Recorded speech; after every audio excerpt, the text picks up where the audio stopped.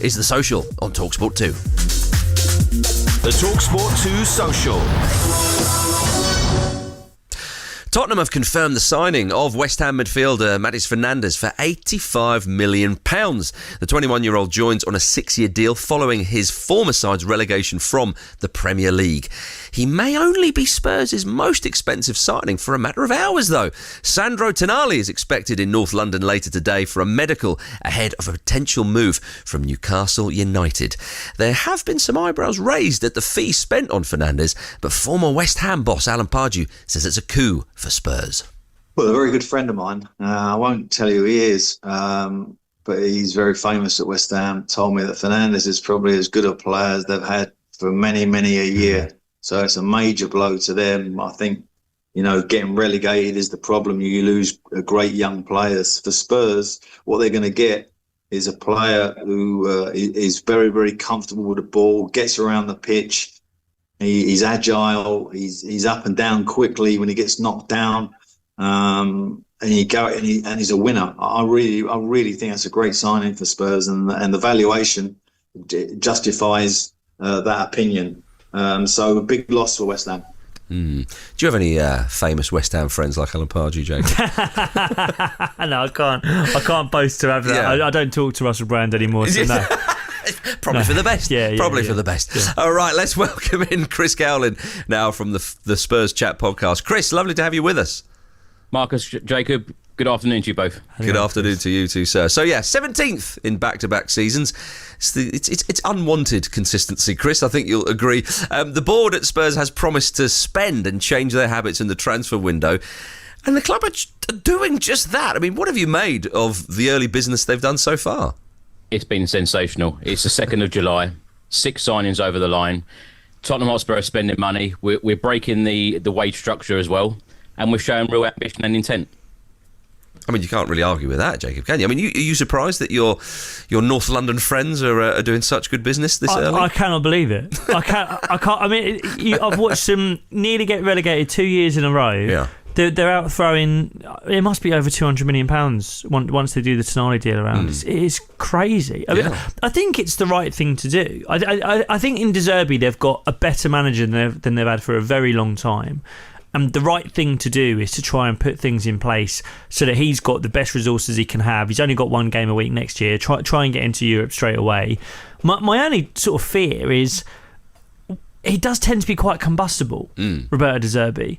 And if he buys a load of players that he wants, and look, so far he's buying good players. You can't really argue with any of the signings. Yeah. But if he buys a load of players that he wants, and it does go bang after 18 months, and he gets fed up and storms out, as he's done at many other clubs. You giving him 18 months here? Well, I'm being optimistic. I think he gets through the season. But, are you left in a position? But then I do think ultimately they did need a bit of a squad refresh. They've needed it for a while now. 2 years of being completely injury ravaged. There were so many players there who weren't contributing. So they needed to spend the money, and they've done it. Yeah, I mean, what do you think of that, Chris? I mean, do you trust De Zerbi and bringing in all these very, very expensive players? It seems very exciting. It feels very, very exciting under Roberto De Zerbi. And I think that if you back him, he's going to take us to the very top. And Jacob said there about we've been nearly relegated 2 seasons on the trot. The first one under Ange Postecoglou, he put all of the eggs in the basket of the Europa League. Yeah. So we were nowhere near, although we were 17th. Yeah, it was never on, was it? The relegated. But last year, that was very, very touch and go. Going all the way to the final day of the season. We should never, ever be in that position. I hope we're never in that position again. And like I said, the board need to show real ambition in this window. And we've been asking as Tottenham Hotspur fans for change for some years. And the fact that they've gone out, spent £85 million on Fernandes and now £100 million deal for Tonali, this is music to our ears. This is real ambition. And we're super excited about De Zerbi. Well, I totally get that. I mean, the fees for both players seem quite high. I know transfer fees are a funny old thing, and they're just astronomical these days. I mean, do you care that people may say that you've overpaid for those players, Chris, or do you just think Spurs thought to themselves, let's get this done without a fuss? Well, I don't see any, or I don't certainly hear any Spurs fans saying that. It's the opponent's fans saying that because they probably want the players at their club. But we have bought 2 top-class players here. Mm-hmm. And when you look at the 6 signings so far, there is a clear identity of Premier League experienced players, leadership coming in, and Spurs are building something special here, and I think that Tottenham will be back and we will be challenging for a top European spot next season. And the midfield was an area of weakness. I think that was quite stark, last season, and obviously these players coming in are going to help with that quite a lot, you would think. What about some more attackers? Because again, scoring goals, under Postecoglou was not a problem, but that's an area of the pitch where I'm sitting, Spurs could do with a bit of improvement. Do you think that there's going to be some movement in the transfer window for for a striker, maybe some wingers, something like that? There has to, Marcus. We need to replace Min Son still on that left-hand side. A lot of talk about Savinho coming in. I'd like to see that happen, actually. And I'd also like to see an attacker come in, someone who can play across the front line and another striker. It'd be fantastic. And you've also got the players coming back. James Maddison came back at the end of last season, but then, he's going to be a real force next year. Kulusevski coming back as well. Mohamed Kudus was out injured for a long period of time last season. So when you get all of these injured players back as well, Tottenham Hotspur are going to be there or thereabouts in European spots because we've got a decent squad here. Yeah. I mean, if you remember, Chris, the summer signing Spurs made in the previous summer, some people saying, Spurs have won the transfer window. It was an impressive window, and yet it didn't really translate onto the pitch. And you had Thomas Frank, who was in charge, it seems a lifetime ago now, and now De Zerbi's there. Is Roberto De Zerbi the man who ultimately gives you a lot of confidence in what Spurs are doing now? Because, different manager to Thomas Frank, different manager to whoever else you've had recently. Is he the man you look at and you think, right, we're onto something here? Well, Thomas Frank, when he came in, he was going to bring a calmness to Spurs after Ange Postecoglou with the type of football that he liked to play. But I think that Roberto De Zerbi, if there's anyone who fits Tottenham's way of playing, it is certainly him. I think all of the fans are very, very excited about the type of football that he wants to play at Tottenham. And, let's be honest about it, Fernandes and Tonali would never have been signing for Tottenham under Thomas Frank. This has been a real pull, the fact that Roberto De Zerbi is our manager. But last season was an absolute disaster. Thomas Frank, Igor Tudor, and then Roberto De Zerbi. Many people thought it was too late when Roberto De Zerbi come in, and he deserves huge credit for the job that he did and ultimately keeping us in the Premier League. Interesting. I mean, maybe, Jacob, we could see Spurs playing some much better football this season, you would think. And with Arsenal being set piece FC, it'd be nice to have a team in North London who actually, expresses themselves and plays a beautiful game. Wouldn't you agree? Let's see if they can win a few games first. Let's take it. There we go. It's going to be competitive. It's going to be competitive. I think you look around those kind of European positions. There were teams who got in there like Sunderland, like Bournemouth, because teams like Spurs and Chelsea underperformed so badly last season. Both got new managers, both spending a bit of money in the transfer window. It's going to be really interesting to see if they can catch up. Look, Jacob, you won't be taking 6 points off us next season. We'll see. Yeah, we'll see. Wait, are you thinking the Premier League might bring in a bonus point situation where they can get 7 of it? I don't know. It'll be very different. I hope it'll be very, very different next year. Yeah, I'm sure. I have absolutely no doubt you think that, Chris. Looks like there might be some exits from the club too. I mean, do you think Romero will be there next season? I don't, and I don't think many people will be too disappointed by seeing him go. I think sometimes, people, it's their time to go, and I think it's his time to go now. Yeah, well, who would be the new captain then with Spurs if he was Van der Ven?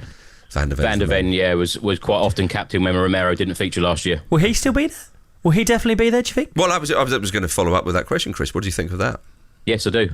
Yeah, definitely he will be there. He's now got Van Hecker playing aside him at Tottenham, as well as Holland. So, yeah, I definitely think that Van der Ven will be there. And like I said, we're building an exciting squad. And Van der Ven, you want to be keeping your best players there. Yeah, no, all agreed. Chris, thank you very much for joining us. We appreciate you. Cheers, Chris. Thank you, cheers. Nice one. I mean, Jacob, as an Arsenal fan, you're not really that worried about Spurs next season, are you? I think they've got a long way to go. Yeah. I know, I get Chris's point that season before last, they're focused on Europa League. They still lost a huge amount of games under Ange, and then last season they were a car crash. If they finish 8th this year, it's a huge success. Yeah, it's a huge success, and I don't want to be critical because I do think they're overspending on some of these players. Sergio Tonali, I think the package, including the add-ons, is £100 million. Yeah. That's crazy. But do you not think he's a Premier League player? He's proven in the Premier League. He is what that Spurs midfield is crying out for. Maybe. A bit of industry, but more than that. I think he provides more than that. Yeah. I just think with what Spurs, they had to do something. Yeah. And as Chris said, look, Chris is excited. and a lot of Spurs fans are, and I'm genuinely pleased for them, because the absolute muck that they've been served up these last 2 seasons has been ludicrous. I understand there was a Europa League trophy win, but I'm talking Premier League specifically. Yeah. So yeah, they had to do something, and to be fair, they are doing something. Yeah, I just think it's all on De Zerbi and how long he's willing to stick around for, because we've just seen it at so many previous clubs that he'll give you a year or two, but then does he have the patience to see a project through? Because if you take Arsenal as a comparison point, I think we were about 13th or 14th in the table, middle of the season, when Arteta came in and relieved Unai Emery, and then we had to sit through 2 8th place finishes. After that, it was 3rd. Then we start challenging. It's going to take time. I don't think Spurs are just going to immediately go in at 4th or 5th next season. I really don't. They are a long way away from the best teams in this division now. So does he have the patience to stick with a project? And are the Spurs owners going to keep backing him to get them where they need to be? Because, you look at their squad, even with the money they've spent already, even with the 6 players that have come in, I think they need a striker. I think they need another winger.